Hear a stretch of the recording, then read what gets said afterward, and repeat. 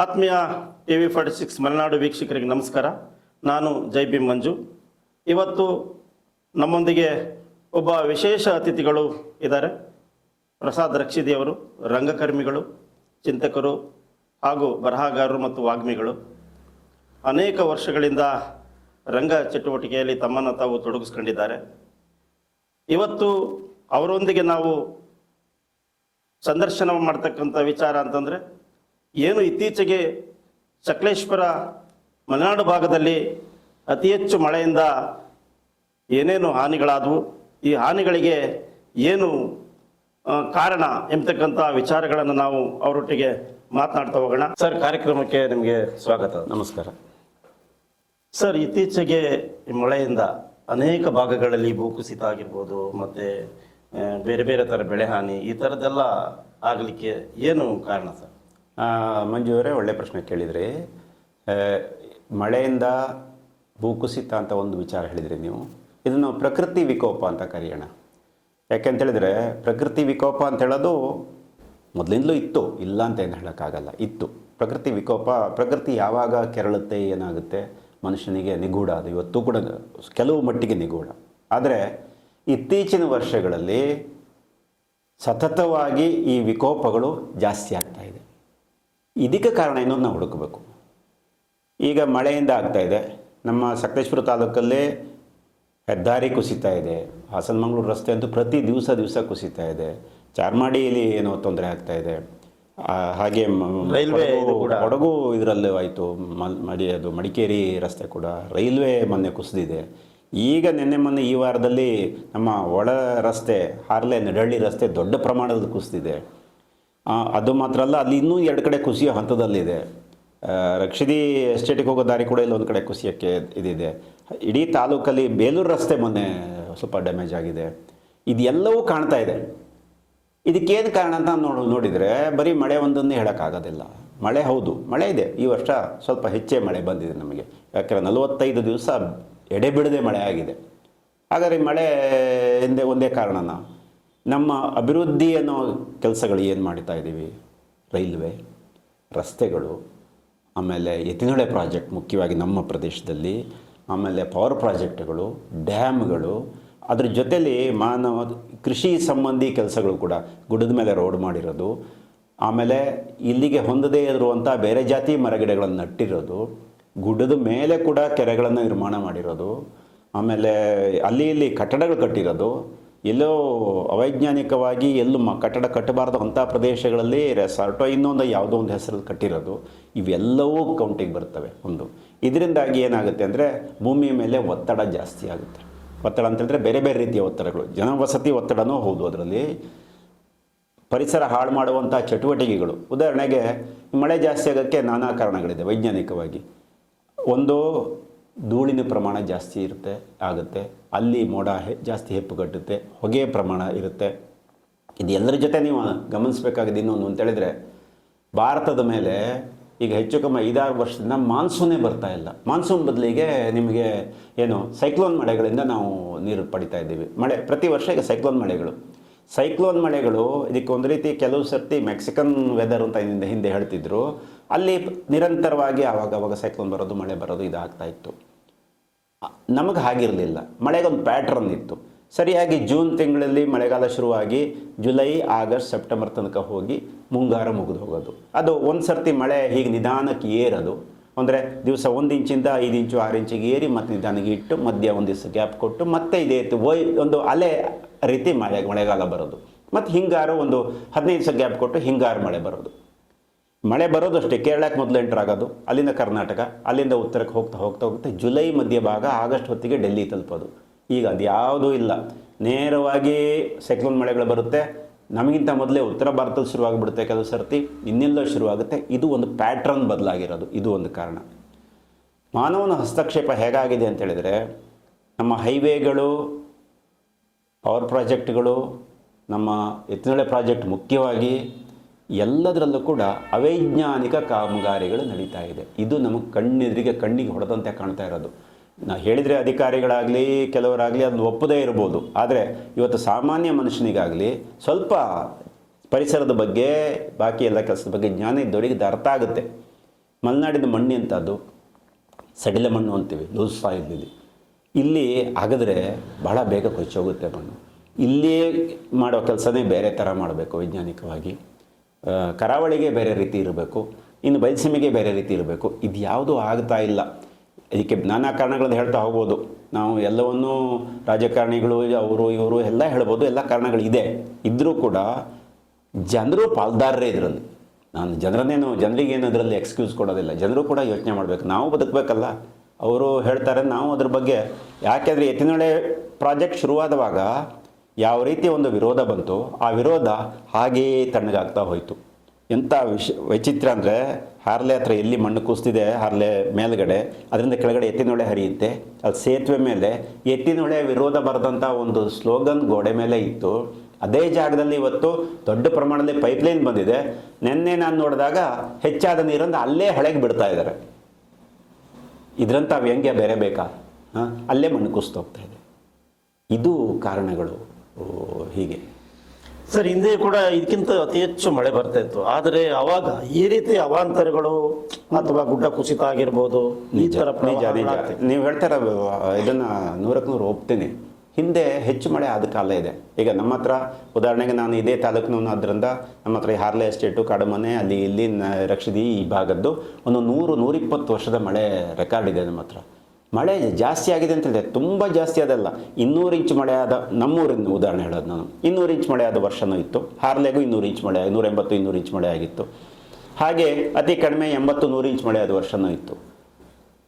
ಆದರೆ ಇಷ್ಟು ವರ್ಷದಲ್ಲಿ ಯಾಕೆ ಕುಸಿಲಿಲ್ಲ ಮಣ್ಣು? ಅದನ್ನು ಯೋಚನೆ ಮಾಡಬೇಕಲ್ವ ನಾವು. ಕುಸಿಲೇ ಇಲ್ಲ ಅಂತಲ್ಲ, ಸಣ್ಣ ಪ್ರಮಾಣದಲ್ಲಿ ಕುಸಿಯೋದು ಮಣ್ಣು, ಎಲ್ಲೋ ಒಂದು ಕಡೆ ಆಗೋದು. ಈಗ ಉದಾಹರಣೆ ನಿಮಗೆ ಹಿಂದೆ ಆಗ್ತಿರ್ಲಿಲ್ಲ ಇಲ್ಲೋ ಅಂತ ಕೇಳಿದರೆ ಆಗಿದೆ. ಹಳೆಯ ದಾಖಲೆ ಪ್ರಕಾರ ನಮ್ಗೆ ಗೊತ್ತಿದ್ದಾಗೆ 1903-4 ಇಸ್ವಿಲಿ ಒಂದು ಭೂಕುಸಿತ ಆಗಿದೆ. ಇಷ್ಟು ವ್ಯಾಪಕವಾಗಿ ಎಲ್ಲೂ ಆಗಿರಲಿಲ್ಲ. 20ನೇ ಇಸ್ವಿ 18ನೇ ಇಸ್ವಿ ಹೊತ್ತಿಗೆ ಕೊಡಗಲ್ಲಿ ಭೂಕುಸಿತ ಅಲ್ಲಲ್ಲ ಆಗಿದೆ. ಆ ನಂತರ 63ನೇ ಇಸ್ವಿಲೇ ಬೇರೆ ಬೇರೆ ಕಡೆಯಲ್ಲಿ ಭೂಕುಸಿತಗಳಾಗಿದೆ. ಅವೆಲ್ಲವೂ ಈಗಿನ ಭೂಕುಸಿತಕ್ಕೆ ಕಂಪೇರ್ ಮಾಡಿದರೆ ಒಂದು 10% 15% ಇರ್ಬೋದು. ಈಗಲೂ ಅಷ್ಟೇ. ಈಗ ಹೆಚ್ಚು ಯಾಕೆ ಆಗ್ತಾ ಇದೆ? ನಾನು ಹೇಳಿದಾಗೆ ಒಂದು ಮಳೆ ಮಾದರಿ ಪ್ಯಾಟ್ರನ್ ಬದಲಾಗಿದೆ. ಮನುಷ್ಯನ ಹಸ್ತಕ್ಷೇಪ ದೊಡ್ಡ ಪ್ರಮಾಣದಲ್ಲಿ ಅವೈಜ್ಞಾನಿಕವಾಗಿ ಆಗಿದೆ. ಇದು ಮುಖ್ಯವಾದ್ದು. ಇದನ್ನು ವಿಜ್ಞಾನಿಗಳು ನಮಗೆ ಎಚ್ಚರಿಕೆ ಕೊಡ್ತಲೇ ಬಂದಿದ್ದಾರೆ ಮೊದಲಿಂದ. ಉದಾಹರಣೆಗೆ ನಮ್ಮ ಪರಿಸರ ವಿಜ್ಞಾನಿ ಮಾಧವ ಗಾಡ್ಗಿಲ್ ಒಬ್ಬರ ಹೆಸರು ಹೇಳ್ಬೋದು. ಅದೇ ರೀತಿ ಬೇರೆ ಬೇರೆ ವಿಜ್ಞಾನಿಗಳು ಹೇಳಿದ್ದಾರೆ. ಇದನ್ನೆಲ್ಲ ಕಡೆಗಣಿಸಿದ್ದೀವಿ ನಾವು, ಏನೂ ತಗೊಂಡಿಲ್ಲ, ಗಣನೆಗೆ ತಗೊಂಡಿಲ್ಲ. ಇದನ್ನು ಮೀರಿ ನಾವು ಕೆಲಸ ಮಾಡ್ತಾ ಇದ್ದೇವೆ. ಪರಿಸರದ ಜೊತೆ ಹೊಂದಿಕೊಂಡು ಬದುಕುವಂಥ ಒಂದು ದಾರಿಯನ್ನು ಹುಡುಕದೆ ಮಾಡ್ತಾ ಇರೋ ಕೆಲಸಗಳಿದೆಯಲ್ಲ, ಇದರಿಂದ ಈ ರೀತಿ ಆಗಿದೆ. ಈಗ ನೋಡಿ ಏನಾಗ್ತದೆ, ಯಾರೋ ಇದ್ದಕ್ಕಿದ್ದಾಗ ರಾಜಕಾರಣಿಗಳು ಇನ್ಯಾರೋ ಮತ್ತೊಬ್ಬರು ಇದಕ್ಕೆ ಸಂಬಂಧಪಡದೇ ಇದ್ದವರು ಒಂದು ಸ್ಲೋಗನ್ ಅಥವಾ ಒಂದು ಹೇಳಿಕೆ ಕೊಟ್ಬಿಡ್ತಾರೆ. ಹಿಂದೇನೂ ಆಗಿರಲಿಲ್ವಾ? ಕರೆಕ್ಟು, ಹಿಂದೇನೂ ಆಗಿತ್ತು. ಈಗಲೂ ಅಷ್ಟೇ. ಈಗ 2018ನೇ ಇಸ್ವಿಲಿ ನಾವು ಒಂದಷ್ಟು ಗೆಳೆಯರು ಒಂದಷ್ಟು ಕಡೆ ಎಲ್ಲ ಕಡೆ ಸುತ್ತಾಡ್ದು. ಎಲ್ಲೆಲ್ಲಿ ಭೂಕುಸಿತ ಆಗಿದೆ, ಕೊಡಗಿನ ವಯನಾಡ್ ಗಡಿಯಿಂದ ಬಾಳೆಹೊನ್ನೂರು ತನಕ, ಮಡಿಕೇರಿ, ಇದು ಎಲ್ಲ ಸಕಲೇಶಪುರ ಸೇರಿಸಿಕೊಂಡು ಎಲ್ಲ ಕಡೆ 3 ರೌಂಡ್ ತಿರುಗಿದ್ದೀವಿ. ನಮಗೆ ಕಂಡಿದ್ದೇನು ಅಂತಂದರೆ, ಸುಮಾರು 80% ಪ್ರದೇಶಗಳಲ್ಲಿ ಎಲ್ಲಿ ಭೂಕುಸಿತ ಆಗಿದೆ, ಅನಾಹುತ ಆಗಿದೆ, ಪ್ರಕೃತಿ ವಿಕೋಪ ಏನು ಕರಿತೆ ಅದೆಲ್ಲ ಆಗಿದೆ. ಅಲ್ಲೆಲ್ಲವೂ ಆಗಿರೋದು ಮಾನವ ಹಸ್ತಕ್ಷೇಪದಿಂದನೇ. ಇನ್ನೊಂದು 15-20% ನಮಗೆ ಕಾರಣ ಸಿಕ್ಕಿಲ್ಲ. ನಿಜವಾಗ್ಲೂ ಒಪ್ಕೊಳ್ಬೇಕು ನಾವು ಅದನ್ನು. ನಮಗೆ ಕಾರಣ ಗೊತ್ತಾಗಿಲ್ಲ. ಅಲ್ಲಿ ನಮಗೆ ನೇರವಾಗಿ ಮಾನವ ಹಸ್ತಕ್ಷೇಪ ಕಂಡಿಲ್ಲ. ಆದರೆ ಪರೋಕ್ಷ ಹಸ್ತಕ್ಷೇಪಗಳನ್ನು ಗುರುತಿಸ್ಬೋದು. ಎಲ್ಲಿ ಅಂತಂದರೆ, ಎಲ್ಲೋ ಗುಡ್ಡದ ಮೇಲೆ ದಟ್ಟವಾಗಿ ಸಿಲ್ವರ್ ಓಕ್ ಮರಗಳನ್ನು ಬೆಳೆದಿರೋದು, ಅಲ್ಲಿ ಕುಸಿದಿದೆ, ಅದೇ ಕಾರಣ ಇರ್ಬೋದು ಅಂತ ನಮ್ಮದೊಂದು ಊಹೆ. ನೀಲಗಿರಿ ಮರ ಮಾಡಿದ್ದಾರೆ, ಬೆಟ್ಟದಲ್ಲಿ ಕೆರೆ ಮಾಡಿದ್ದು, ಇಂಥದ್ದಲ್ಲದೆ ಇನ್ನೊಂದು ಕೂಡ ಏನೂ ಇಲ್ಲ. ಅಂತಲ್ಲೂ ಕೂಡ ಒಂದೆರಡು ಕಡೆಗಳಲ್ಲಿ ಗುಡ್ಡದಲ್ಲಿ ನೀರು ಉಕ್ಕಿ ಬಂದು ಸುರಿದಿದೆ. ಅಲ್ಲಿ ಜನ ಹೇಳ್ತಾರೆ ಭೂಕಂಪ ಆಗಿತ್ತು ಒಂದು 10 ದಿವಸದ ಹಿಂದೆ ಅಂತ. ಇರ್ಬೋದು, ಭೂಕಂಪ ಅದು ಆಗಿತ್ತೋ ಇಲ್ವೋ ವಿಜ್ಞಾನಿಗಳು ಹೇಳಬೇಕು. ಆದರೆ ಭೂಕಂಪದ ಪರಿಣಾಮ ಕೂಡ ಆಗಿರುತ್ತೆ, ಇಲ್ಲ ಅಂತಲ್ಲ. ಆದರೆ ನಾವು ಏನು ತಪ್ಪು ಮಾಡ್ತಿದ್ದೀವಿ ಅಂದರೆ, ನಮಗೆ ಗೊತ್ತಿಲ್ಲದ 10% ಇದನ್ನು ಹಿಡ್ಕೊಂಡು 90%ಗೆ ಅಪ್ಲೈ ಮಾಡ್ತಾ ಇದ್ದೀವಿ. ಹಿಂದೆ ಆಗಿಲ್ವಾ, ಅವತ್ತಾಗಿಲ್ವಾ, ಇವತ್ತಾಗಿಲ್ವಾ, ಇದು ಪ್ರಕೃತಿ ವಿಕೋಪ ಇದ್ದಿದ್ದೇ ತಿಳ್ಕೊಂಡು ನಾವು ಮಾಡಿದ ತಪ್ಪುಗಳನ್ನು ಮುಚ್ಚಾಕೊಳ್ಳೋಕ್ಕೆ, ಸಮರ್ಥಿಸ್ಕೊಳ್ಳೋಕೆ ಬಳಸ್ತಾ ಇದ್ದೀವಿ. ಇದು ಆಗಬಾರ್ದು. ಯಾಕಂದರೆ ಇದು ನಮ್ಮ ಬದುಕಲ್ಲ, ಮುಂದಿನ ಪೀಳಿಗೆಯ ಬದುಕು. ನಾವು ಇವತ್ತಿರ್ತೀವಿ, ನಾಳೆ ಹೋಗ್ತೀವಿ. ಸಣ್ಣ ಮಕ್ಕಳು ಮುಂದೆ ನಮಗೆ ಶಾಪ ಹಾಕೋ ಪರಿಸ್ಥಿತಿ ಬರುತ್ತೆ. ನಮ್ಮ ಹಿರಿಯರು ಈ ಥರ ಮಾಡಿಟ್ಟು ಹೋದ್ರಲ್ಲ ದೇಶನ, ಭೂಮಿನ ಅಂತ. ಈ ಪರಿಸ್ಥಿತಿಗೆ ನಾವು ತಂದುಕೊಳ್ಬಾರ್ದು. ಅಂದರೆ ನಾವೀಗ ಸ್ವಲ್ಪ ಕಣ್ಣು ನೋಡಬೇಕು. ಪ್ರಕೃತಿಯಲ್ಲಿ ಏನು ಸಾಧ್ಯ ಉಂಟು ಹಸ್ತಕ್ಷೇಪ ಕಡಿಮೆ ಮಾಡೋದು, ಅದನ್ನು ಮಾಡೋಕ್ಕೆ ಪ್ರಯತ್ನ ಮಾಡಬೇಕು. ಸರ್, ಏನಿಲ್ಲ, ಈಗ ಶಿರಾಡಿ ಘಾಟಿಂದ ಈಚೆಗೆ ಮಣ್ಣಿನ ಗುಣನೇ ಬೇರೆ. ಹೌದು. ಗುಂಡ್ಯದಿಂದ ಆಚೆಗೆ ಹೋದ್ರೆ ಅಲ್ಲಿಯ ಮಣ್ಣಿನ ಇದು ಗುಣನೇ ಬೇರೆ, ಯಾಕೆಂದ್ರೆ ಅಲ್ಲಿ ಒಂದು ಜಮೀಟಿಗೆ ತರ ಹೌದು ಗಟ್ಟಿ ಮಣ್ಣು ಹೌದು. ವಾತಾವರಣ. ಇಲ್ಲಿ ಈ ಕಡೆ ಬೇಗ ಮಣ್ಣು ನೀರಿಗೆ ಕರಗ ಅಂತದ್ದು. ಮೆದು ಮಣ್ಣು. ಬಟ್ ಇವರು ಯೋಜನೆಗಳನ್ನ ತಯಾರು ಮಾಡ್ಬೇಕಾದ್ರೆ ಹಾ. ಈ ಎಲ್ಲ ಇಡೀ ಸ್ಟೇಟ್ಗೆ ಒಂದೇ ಪ್ಯಾಟರ್ನ್ ಆಗಿ ಮಾಡೋ ಅಂತದ್ದು ಎಷ್ಟು ಸರಿ ಸರಿ? ಇದಾಗಿರೋದೇ ಇಲ್ಲಿ ತಲೆಗೆಲ್ಲ ಒಂದೇ ಮಂತ್ರ ಅಂತ ಹೇಳ್ತಾರಲ್ಲ, ತಲೆಗೆಲ್ಲ ಒಂದೇ ಮಂತ್ರ ಮಾಡಿದ್ದಾರೆ ಇವರು. ಬೆಳ್ಸಿಮೆಗೂ ಅದೇ, ಮಲೆನಾಡಿಗೂ ಅದೇ, ಕರಾವಳಿಗೂ ಅದೇ. ಕರಾವಳಿ ಮಣ್ಣು ರಚನೆ ಬೇರೆ, ಅಲ್ಲಿ ಲ್ಯಾಟರೈಟ್ ಅಂತೀವಲ್ಲ, ಜಂಬಿಟ್ಟಿಗೆ ಥರದ ಮಣ್ಣು ಸ್ವಲ್ಪ ಗಟ್ಟಿ ಇರುತ್ತದು. ಇಲ್ಲಿ ಇದು ನಮ್ಮದು ಎಷ್ಟೇ ಪುರಾತನ ನಮ್ಮ ಹಿಮಾಲಯಕ್ಕಿಂತ ಪುರಾತನ ಬೆಟ್ಟಗಳು ನಮ್ಮದು ಪಶ್ಚಿಮ ಘಟ್ಟ, ಆದರೆ ಇದು ಕೂಡ ಮೃದು ಮಣ್ಣು, ಸಡಿಲ ಮಣ್ಣು. ಇಲ್ಲಿ ಜೇಡಿ ಮಣ್ಣು ಮಿಕ್ಸ್ ಇದೆ ತಳದಲ್ಲಿ. ನೀರು ಬಂದ ತಕ್ಷಣ ಇಡೀ ಲ್ಯಾಂಡ್ ಸ್ಲೈಡ್ ಆಗುತ್ತೆ. ಹಾಗೆ ಬಯಲುಸೀಮೆಗೆ ಬೇರೆ ಥರ ಇರುತ್ತೆ. ಈ ಮಾಡೋ ಪ್ರತಿಯೊಂದು ವಿಭಾಗಕ್ಕೂ ಅಲ್ಲಲ್ಲಿನ ಜನರ ಹಿರಿಯರ ಜನಜೀವನದ ಕ್ರಮ ನೋಡಿಕೊಂಡು ಅದಕ್ಕೆ ತಕ್ಕಂಥ ಏನು ವ್ಯವಸ್ಥೆ ಬೇಕು ಆ ರೀತಿ ರಚನೆಗಳನ್ನು ಮಾಡಬೇಕು. ಸಿಕ್ಕಾಬಟ್ಟೆ ಅಗಲಾಗಿ ತೆಗೆಯೋದು, ಗುಡ್ಡನ್ನು 90% ಕಟ್ ಮಾಡೋದು, ಇಲ್ಲೆಲ್ಲ ನೋಡ್ತಾ ಇದ್ದೀವಿ. 90% ಕಟ್ಟಿಂಗಲ್ಲಿ ಹೇಗೆ ನಿಲ್ಲಕ್ಕೆ ಸಾಧ್ಯ? ಆಮೇಲೆ ಅದನ್ನು ಶಕ್ತಿ ಇದು ಮಾಡೋದು ಹೇಗೆ? ಏನೂ ಇಲ್ಲದೆ ಎಲ್ಲ ಕಡೆ ಒಂದೇ ರೀತಿ ಮಾಡ್ತಾರೆ. ಇದು ದೊಡ್ಡ ಕಾರಣ ಆಗಿದೆ. ಇದ್ರ ಜೊತೆ ಇನ್ನೂ ಹೇಳಬೇಕಾದ ವಿಚಾರಗಳಿದೆ. ನಮ್ಮ ಪವರ್ ಪ್ರಾಜೆಕ್ಟ್ಗಳಲ್ಲೂ ಅಷ್ಟೇ ಕೆಲವು ಅವೈಜ್ಞಾನಿಕವಾದ ಉದಾಹರಣೆ ಕೊಡ್ತೀನಿ. ಉದಾಹರಣೆಗೆ ವಾರಾಹಿ ಕರೆಂಟ್ ಇದೆಯಲ್ಲ, ಅದಿರೋದು ಶಿವಮೊಗ್ಗ ಜಿಲ್ಲೆ. ಅಲ್ಲಿಂದ ಉಡುಪಿ ಜಿಲ್ಲೆಯನ್ನು ಹಾದು ಟ್ರಾನ್ಸ್ಮಿಷನ್ ಲೈನ್ ನಾನು ಹೇಳ್ತಾ ಇರೋದು ಮೂಡಿಗೆರೆಗಾಗಿ ಇಲ್ಲಿಗೆ ಬಂದು ಸಕಲೇಶ್ಪುರ ತಾಲೂಕು ದಾಟಿ ಹಾಸನಕ್ಕೆ ತಲುಪಿದೆ ಟ್ರಾನ್ಸ್ಮಿಷನ್ ಲೈನ್. ಇದು ಯಾಕೆ ಮಾಡಿದ್ರು ನನಗೂ ಗೊತ್ತಿಲ್ಲ. ವಿಜ್ಞಾನಿಗಳು ಉತ್ತರ ಕೊಡಬೇಕು, ಅದಕ್ಕೆ ಅದು ಆಡಳಿತಗಾರರು ಕೊಡಬೇಕು. ವಾರಾಹಿ ಕರೆಂಟನ್ನು ಉತ್ತರ ಕನ್ನಡಕ್ಕೋ ಉಡುಪಿ ಜಿಲ್ಲೆಗೋ ಕೊಟ್ಟುಬಿಟ್ಟು ಉಡುಪಿಲಿ ಮಾಡುವಂಥ ಥರ್ಮಲ್ ಪವರ್ ಪ್ರಾಜೆಕ್ಟನ್ನು ಹಾಸನದಲ್ಲಿ ಮಾಡ್ಬೋದಾಗಿತ್ತಲ್ವಾ? ಆವಾಗ ಟ್ರಾನ್ಸ್ಮಿಷನ್ ಲೈನಲ್ಲಿ ಲಕ್ಷಾಂತರ ಮರ ಕಡಿಯೋದು ಉಳಿತಿತ್ತು. ಇದನ್ನು ಯಾಕೆ ಯೋಚನೆ ಮಾಡಿಲ್ಲ ನನಗೆ ಗೊತ್ತಿಲ್ಲ. ಅದನ್ನು ಅವರೇ ಉತ್ತರ ಕೊಡಬೇಕು. ಈ ಥರದ ಎಷ್ಟೋ ವಿಚಾರಗಳು. ರೈಲ್ವೆ, ಹಾಸನ ಮಂಗಳೂರು ರೈಲ್ವೆ ಇದೆಯಲ್ಲ, ಇದು ಅವೈಜ್ಞಾನಿಕ. ಹಿಂದಿನ ಆಗಿನ ರೈಲ್ವೆ ಮಂತ್ರಿಗಳು ಇದನ್ನು ನೇರವಾಗಿ ಅವರು ಆಫ್ ದ ರೆಕಾರ್ಡ್ ಒಪ್ಪಿಕೊಂಡಿದ್ರು. ಅದಕ್ಕೆ ದಾಖಲೆ ಇದೆ. ಇದು ಸಕಲೇಶ್ಪುರದಿಂದ ಹಾನ್ಬಾಳು, ದೇವರಿಂದ, ಶಿಶಿಲ ಇಲ್ಲಿಗಾಗಿ ಮಂಗಳೂರು ತಲುಪಬೇಕಾಗಿತ್ತು. 40 ಕಿಲೋಮೀಟರ್ ಹತ್ತಿರ ಆಗೋ ದಾರಿ. ಟನಲ್ಗಳು ಕಡಿಮೆ ಆಗ್ತಿದ್ದು, ಸೇತುವೆಗಳು ಕಡಿಮೆ ಆಗ್ತಿದ್ದು. ಇದನ್ನು ಏನೋ ಪ್ರವಾಸೋದ್ಯಮ ಏನೋ ಕರೆದುಬಿಟ್ಟು ಈ ಕಡೆ ಸುಬ್ರಹ್ಮಣ್ಯದ ಮೇಲೆ ತೊಗೊಂಡೋಗಿ 1200 ಕೋಟಿ ಪ್ರಾಜೆಕ್ಟ್ ಮಾಡಿದ್ದನ್ನು ಕಡೆಗೆ 8,000 9,000 ಮುಗಿಸಿದರು ಈ ಕೋಟಿಗೆ. ಇದು ಕತೆ. ಈ ರೀತಿಯ ನಿರಂತರವಾದ ಪ್ರಕೃತಿ ಮೇಲೆ ಮಾಡುವಂಥ ದೌರ್ಜನ್ಯಗಳೇ ಇದಕ್ಕೆ ಕಾರಣ. ಸರ್, ಮತ್ತೊಂದು ಇದರಿಂದ ಮಾನವ ಮತ್ತು ಪ್ರಾಣಿ ಸಂಘರ್ಷ ಏನಿದೆ ಇದರ ಮೇಲೆ ಯಾವ ರೀತಿ ಪರಿಣಾಮ? ಇದು ಬಹಳ ಮುಖ್ಯವಾದ್ದು ನಮ್ಮ ಮಲೆನಾಡು ಜನರಿಗೆ. ಈಗ ಜನರನ್ನು ಬೈತೀವಿ, ಅವನು ಹೋಮ್ ಸ್ಟೇ ಮಾಡ್ದ, ರೆಸಾರ್ಟ್ ಮಾಡ್ದ, ಹಾಗಾಯಿತು, ಕೆರೆ ತೋಡ್ದ, ಅವನು ಇನ್ನೇನು ಮಾಡಬೇಕಾಗಿತ್ತು? ಈಗ ನಾವು ನೋಡ್ತಾ ಇದ್ದೇವೆ. ಈಗ ನನ್ನ ಸಣ್ಣದೊಂದು ತೋಟ ಇದೆ ನನಗೆ. ಅಲ್ಲಿ 2 ಒಕ್ಕಲು ಕೆಲಸ ಮಾಡ್ತಾರೆ. ಪಕ್ಕದಲ್ಲಿ ಒಂದು ದೊಡ್ಡ ಎಸ್ಟೇಟ್ ಇದೆ, ಅವ್ರ ಹತ್ರ ಇದೆ. ಒಂದು 50 ಕುಟುಂಬ ಅಲ್ಲಿ ಅನ್ನ ತಿಂತಾ ಇದೆ. ಇವರೆಲ್ಲರೂ ನಾವು ಮಲೆನಾಡಿಗರು, ಇಲ್ಲೇ ಅನ್ನ ತಿಂತಾ ಇದ್ದೀವಿ. ನಮಗೆ ಬೇರೆ ಕಸಬು ಗೊತ್ತಿಲ್ಲ. ಇದನ್ನೇ ಕೃಷಿ ಮಾಡಿ ಬದುಕ್ತಾ ಇರ್ಬೇಕು ನಾವು. ಕೃಷಿ ಸಾಧ್ಯ ಆಗ್ತಾ ಇಲ್ಲ. ಇದಕ್ಕೆ ಇವರೇ ಕಾರಣ. ಎತ್ನೊಳೆ ಪ್ರಾಜೆಕ್ಟು, ಥರ್ಮಲ್ ಅದು ಹೈಡಲ್ ಪ್ರಾಜೆಕ್ಟ್ಗಳು, ರೈಲ್ವೆ, ರೋಡು, ಮಣ್ಣು ಮಸಿ ಎಲ್ಲ ಮಾಡಿಬಿಟ್ರು. ಮಾಡಿ ಇಡೀ ಮಲೆನಾಡು ಗಬ್ಬೆದ್ದೋಗಿದೆ. ಎಲ್ಲ ಪ್ರಾಣಿಗಳು, ಆನೆ, ಅದು ಇದು, ಅದ್ರ ಮಧ್ಯೆ ಡ್ಯಾಮ್ಗಳು ಎಲ್ಲ ಬಂದು ಸುತ್ತ ಹಾಕ್ಕೊಂಡಿದೆ. ನಮ್ಮ ಸಕಲೇಶ್ಪುರ ತಾಲೂಕಲ್ಲಿ ನೀವು ಕಿರಳ್ಳಿ ಸೈಡು, ಈ ಬಿರಡಳ್ಳಿ ಸೈಡ್ ಹೋಗಿ ನೋಡಿ, ತೋಟಗಳು ಉಳಿದಿದೆಯಾ ಇವತ್ತು? ತೋಟ ಎಲ್ಲ ಗದ್ದೆ ಆಗಿ ಕುಲಗೆಟ್ಟು ಹೋಗಿದೆ ಎಲ್ಲ. ಜನ ಏನು ಮಾಡಬೇಕು ಬದುಕಕ್ಕೆ? ನಮ್ಮ ಹಾನ್ಬಾಳ್ ಕಡೆಯವ್ರು ಏನು ಮಾಡಬೇಕು? ಬೆಳೆ ಸಾಧ್ಯ ಆಗ್ತಾ ಇಲ್ಲ. ಆವಾಗ ಬದಲಿ ವ್ಯವಸ್ಥೆಗೆ ಹೋಗ್ತಾವ್ರು. ಪ್ರವಾಸೋದ್ಯಮ, ಒಂದು ಹೋಮ್ ಸ್ಟೇ ಸಣ್ಣದಾಗಿ ಮಾಡೋಣ, ಒಂದು ಇದು ಮಾಡೋಣ. ನೀವು ಸ್ಥಳೀಯ ಸಮಸ್ಯೆಗಳನ್ನು ಅಡ್ರೆಸ್ ಮಾಡಿದೆ ಅಂದರೆ ಅವ್ರಿಗೆ ಗಮನ ಕೊಡದೆ ಅವ್ರನ್ನ ಬೈದಿ ಏನು ಪ್ರಯೋಜನ? ಅವ್ರಿಗೆ ಬದಲಿ ವ್ಯವಸ್ಥೆ ಏನಪ್ಪ ಬದುಕೋದಕ್ಕೆ? ಉದಾಹರಣೆಗೆ ರೋಡ್ ಹೇಳ್ತಾರೆ. ಈಗ ಸಕಲೇಶ್ಪುರ ತಾಲೂಕಿಗೆ ಎಲ್ಲ ಕಾಂಕ್ರೀಟ್ ರೋಡ್ ಆಯಿತು, ಎತ್ನೊಳೆ ಪ್ರಾಜೆಕ್ಟಿಂದ ಒಳ್ಳೇದಾಯಿತು ಅಂತ. ನನಗೊಬ್ಬರು ಇಂಜಿನಿಯರೇ ಹೇಳಿದರು, ಆಫ್ ದ ರೆಕಾರ್ಡ್ ಅವರು, ನಮ್ಮಲ್ಲಿ ಆಗಿರೋದು ಒಂದು 300-400 ಕಿಲೋಮೀಟ್ರ್ ಎಷ್ಟೋ ಎತ್ತಿನೊಳೆ ರೋಡು ಅಂತ ಆಗಿದೆ ಇಡೀ ತಾಲೂಕಲ್ಲಿ. ಅಷ್ಟೇ ಆಗಿರೋದು. ಅದಕ್ಕೊಂದು 300-400 ಕೋಟಿ 500 ಕೋಟಿ ಖರ್ಚು ಮಾಡಿದ್ದಾರೆ ರೋಡಿಗೆ. 1 ಕೋಟಿ ಥರ ಕಿಲೋಮೀಟ್ರಿಗೆ ಖರ್ಚು ಮಾಡಿದ್ದಾರೆ ಅಂತ ಇಟ್ಕೊಳ್ಳಿ. ಈ 500 ಕೋಟಿಯ ರಸ್ತೆ ಮಾಡೋದಕ್ಕೆ 24,000 ಕೋಟಿ ಖರ್ಚು ಮಾಡುವಂಥ ಎತ್ನೊಳೆ ಪ್ರಾಜೆಕ್ಟೇ ಬೇಕಾಗಿತ್ತ ಸರ್ಕಾರಕ್ಕೆ. ನೇರವಾಗಿ 500 ಕೋಟಿ ಖರ್ಚು ಮಾಡಿ ರೋಡೇ ಮಾಡ್ಬೋದಾಗಿತ್ತಲ್ಲ.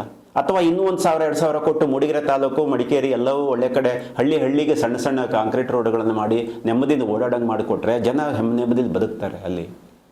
ಆವಾಗ ಈ ಪ್ರಾಜೆಕ್ಟ್ಗಳಿಗೆ ಯಾವುದು ಅಗತ್ಯ ಇರೋದಿಲ್ಲ. ಪ್ರಾಣಿಗಳು ನೆಮ್ಮದಿಯಲ್ಲಿ ಬದುಕ್ತವೆ, ಮನುಷ್ಯರು ಬದುಕ್ತಾರೆ.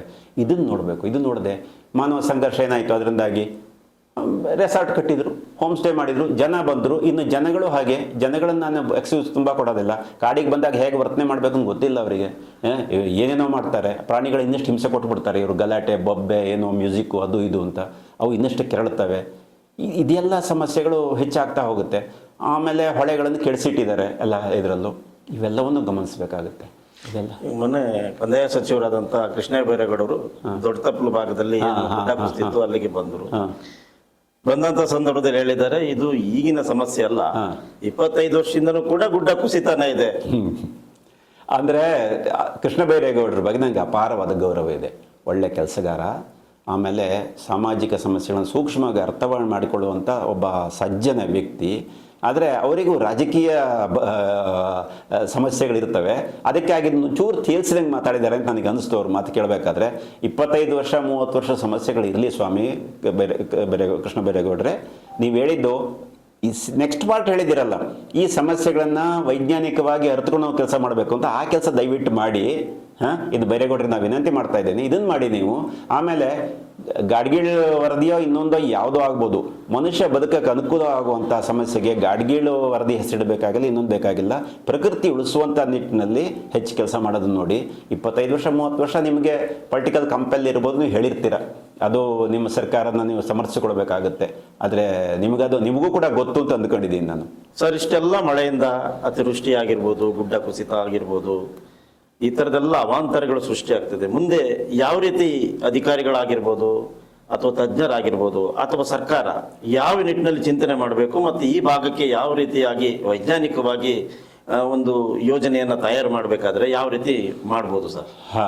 ಇದರಲ್ಲಿ ನೋಡಿ, ನೀವು ಕೇಳಿದ್ದು ವಿಚಾರಗಳೆಲ್ಲ 100ಕ್ಕೆ 100 ಜಾರಿ ಆಗಬೇಕಾದಂಥ ಕೆಲಸಗಳು. ಅಂದರೆ ಮುಂದಿನ ಹಂತ ನಾವು ಏನು ಮಾಡಬೇಕು ಅನ್ನೋದು ಖಂಡಿತ. ಯಾಕೆ ಮಾಡಬೇಕು? ನಾವು ಬದುಕಬೇಕಾದ್ರೆ ಮಾಡಬೇಕಪ್ಪ, ಇಲ್ಲದ್ರೆ ಮುಂದೆ ಒಂದು ದಿವಸ ವಿನಾಶ ಕಟ್ಟಿಟ್ಟಿದ್ದು. ಆದರೆ ಇದನ್ನು ಸರ್ಕಾರಗಳು ರಾಜಕಾರಣಿಗಳೇ ಮಾಡ್ತಾರೆ ಅಂತ ನಾವು ನಂಬ್ಕೊಳ್ಳೋಕ್ಕಾಗೋದಿಲ್ಲ. ಅವ್ರು ಮಾಡೋದು ಇಲ್ಲ ನನ್ನ ಪ್ರಕಾರ. ಯಾಕಂದ್ರೆ ಅವ್ರದ್ದು ಬೇರೆ ಬೇರೆ ಉದ್ದೇಶಗಳಿರುತ್ತೆ, ಯಾರ್ಯಾರ ಕೈ ಹಿಡಿತಗಳಿರುತ್ತೆ, ಅದು ಬೇರೆ. ಜನ ಕೂಡ ಅದರಲ್ಲಿ ದೊಡ್ಡ ಮಟ್ಟದ ಆಂದೋಲನಕ್ಕೆ ಇಳಿಯಬೇಕಾಗುತ್ತೆ. ವಯನಾಡು ಅಥವಾ ಇಲ್ಲಿ ಕುಸಿದಾಗ ಮಾತ್ರ ನಾವು ಒಟ್ಟಾಗೋದಲ್ಲ. ವಯನಾಡಲ್ಲಿ ಇವತ್ತು 200-300 ಜನ ಹೋಗಿರ್ಬೋದು, ನಾಳೆ 2000 ಜನ ಹೋಗೋ ಪರಿಸ್ಥಿತಿ ಬರುತ್ತೆ. ಆವಾಗ ಬೊಬ್ಬೆ ಹೊಡೆದ್ರೆ ಇನ್ನೂ ಪ್ರಯೋಜನ ಆಗೋದಿಲ್ಲ. ಸರ್ಕಾರದಲ್ಲೂ ಸ್ವಲ್ಪ ಸೆನ್ಸಿರುವಂಥ ಅಧಿಕಾರಿಗಳು, ಇದರಲ್ಲಿ ಮಂತ್ರಿಗಳು ಇದ್ದಾರೆ. ಅವರು ಜನ ಒಟ್ಟಾಗಿ ಒತ್ತಡ ತಂದಾಗ ಅವರು ಈ ಕಡೆ ಮಾತಾಡ್ತಾರೆ, ಇಲ್ಲದ್ರೆ ಆ ಕಡೆ ಮಾತಾಡ್ತಾರೆ. ಇದು ಸಮಸ್ಯೆ ಇದ್ದೇ ಇದೆ. ಯಾವ ಪಾರ್ಟಿ, ನಾನು ಆ ಪಕ್ಷ ಈ ಪಕ್ಷ ಅಂತ ಹೇಳಲ್ಲ, ಎಲ್ರಿಗೂ ಈ ಸಮಸ್ಯೆ ಇದೆ. ಒಂದು, ಇದನ್ನು ವಿಜ್ಞಾನಿಗಳಿಗೆ ಬಿಡಬೇಕು ಮೊದಲನೇದು. ಯಾವುದೋ ಈ ಕನ್ಸ್ಟ್ರಕ್ಷನ್ ವರ್ಕ್ ಇದೆಯಲ್ಲ, ಯಾವುದು ರಸ್ತೆ ಆಗಲಿ ಇದಾಗಲಿ ವೈಜ್ಞಾನಿಕವಾಗಿ ಮಾಡಿ ಅಂತ ಹೇಳೋದು ಒಂದನೇದು. ಎರಡನೇದು, ಜನಗಳಿಗೆ ಇಲ್ಲಿ ಮಲೆನಾಡು ಅಥವಾ ಬೆಟ್ಟ ಪ್ರದೇಶದಲ್ಲಿ ಅವರು ನೆಮ್ಮದಿಯಿಂದ ಬದುಕುವಂಥ ವಾತಾವರಣನ ಮೊದಲು ನಿರ್ಮಾಣ ಮಾಡಬೇಕು. ಪ್ರಾಣಿ ಸಂಘರ್ಷ ಕಡಿಮೆ ಆಗೋದ್ರೆ ಮೊದಲು ಇವರ ಡೆವಲಪ್ಮೆಂಟ್ ಪ್ರೋಗ್ರಾಮ್ ನಿಲ್ಲಿಸಿ. ಇದನ್ನು ಮಾಡೋದು ಬೇಡ. ಮೊನ್ನೆನೇ ದೊಡ್ಡ ಆಫೀಸರ್ ಒಬ್ಬರು ಹೇಳಿದ್ದಾರೆ, ಇಂಜಿನಿಯರ್ ಅವರು, ಇದೇ ಎತ್ನಾಳೆ ಪ್ರಾಜೆಕ್ಟಲ್ಲಿ ಖಂಡಿತ ನೀರು ಬರಲ್ಲ ಅಂತ ಅವ್ರು ಹೇಳ್ತಾ ಇದ್ದಾರೆ ಈಗಲೂ ಕೂಡ. ಇಂಥದ್ದು ಯಾಕೆ ಮಾಡ್ತೀರಿ? ಆಯ್ತಪ್ಪ, ನಿಮಗೆ ದೊಡ್ಡ ಪ್ರಾಜೆಕ್ಟ್ ಮಾಡೋಕ್ಕೆ ಬೇರೆ ಏನಾದರೂ ಮಾಡಿ, ಸೋಲಾರ್ ಪವರ್ ಪ್ರಾಜೆಕ್ಟ್ಗಳನ್ನು ಮಾಡಿ, ಕರೆಂಟ್ ತಯಾರಾಗಿ ಮಾಡಿ, ನೀರು ಅಲ್ಲಲ್ಲೇ ಉಳಿಸುವ ಹಾಗೆ ಬಯಲುಸೀಮೆಯಲ್ಲಿ ಅಲ್ಲಿ ಇಲ್ಲಿ ಅಲ್ಲಲ್ಲಿ ನೀರು ಉಳಿಸುವಾಗ ಮಾಡಿ. ಇಂಥ ಫ್ಲಡ್ ಬಂದಾಗ ಕೆರೆಗಳನ್ನು ತುಂಬಿಸಿಡೋ ವ್ಯವಸ್ಥೆ ಮಾಡಿ. ಇದು ಮುಗಿದ ತಕ್ಷಣ ಇನ್ನೊಂದು ಪ್ರಾಜೆಕ್ಟ್ ಮಾಡಿ ಗುಡ್ಡ ಕುಸಿಯುವಂಥ ವ್ಯವಸ್ಥೆಗೆ ಹೋಗಬೇಡಿ. ಮಲೆನಾಡು ಪಶ್ಚಿಮ ಘಟ್ಟ ಉಳಿದ್ರೆ ಮಾತ್ರ ಇಡೀ ಇಂಡಿಯಾ ಉಳಿಯುತ್ತೆ. ಇದು ವಿಜ್ಞಾನಿಗಳಿಗೆ ಗೊತ್ತು, ನಮಗೂ ಗೊತ್ತು. ಇದಕ್ಕೆ ಸರ್ಕಾರಗಳು ಮಾಡಲ್ಲ, ನಾವು ಕೂಡ ಹೋರಾಟ ಕಳಿಬೇಕಾಗುತ್ತೆ. ಈಗ ನೀವು ಈ ಮಾಧ್ಯಮದ ಮೂಲಕ ಮಾಡೋ ಕೆಲಸನೂ ಆ ಹೋರಾಟದ ಒಂದು ಭಾಗ ನಾನು ತಿಳ್ಕೊಳ್ತೀನಿ. ಯಾಕಂದರೆ ಇದರಿಂದ ಜನರಲ್ಲಿ ಒಂದಿಷ್ಟು ಅವೇರ್ನೆಸ್ ಬಂದರೆ ಅದೇ ಒಂದು ಕೊಡುಗೆ ನಿಮ್ಮದು ಕೂಡ. ಈ ಥರದ ಕೆಲಸಗಳು ಮಾಡ್ತಾ ಹೋಗಬೇಕು. ಇದು ಮಾತ್ರ ಸಾಧ್ಯ. ಮತ್ತಿಲ್ಲದೆ ಬೇರೆ ಯಾರು ತಜ್ಞರೋ ಅವ್ರಿಗೆ ಬಿಡಬೇಕು ಕೆಲಸನ.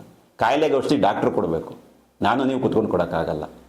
ರಾಜಕಾರಣಿ ಒಬ್ಬ ಡಾಕ್ಟ್ರ್ ಆಗೋಕ್ಕೆ ಸಾಧ್ಯ ಇಲ್ಲ. ಆದರೆ ಡಾಕ್ಟ್ರುಗಳನ್ನ ಇಟ್ಕೊಂಡು ಕೆಲಸ ಮಾಡಿಸ್ಬೇಕು. ಅವರು ಈ ಕೆಲಸ ಮಾಡಿ ಅಂತ ನಾನು ಕೇಳ್ತೀನಿ. ಇದುವರೆಗೂ ಅನೇಕ ವಿಚಾರಗಳನ್ನು ನಮ್ಮೊಂದಿಗೆ ಹಂಚಿಕೊಂಡಂತಹ, ನಮ್ಮ ಕರೆಗೆ ಹೋಗೊಟ್ಟು ಈ ಒಂದು ಸಂದರ್ಶನದಲ್ಲಿ ಭಾಗವಹಿಸಿದಂತಹ ವಿಚಾರವಂತರು, ರಂಗಕರ್ಮಿಗಳು ಆದಂತಹ ರಕ್ಷಿತ್ ಪ್ರಸಾದ್ ಅವರಿಗೆ ನಮ್ಮ ಚಾನಲ್ ವತಿಯಿಂದ ತುಂಬ ಹೃದಯದ ಧನ್ಯವಾದಗಳನ್ನು ಅರ್ಪಿಸ್ತೀನಿ. ನಮಸ್ಕಾರ.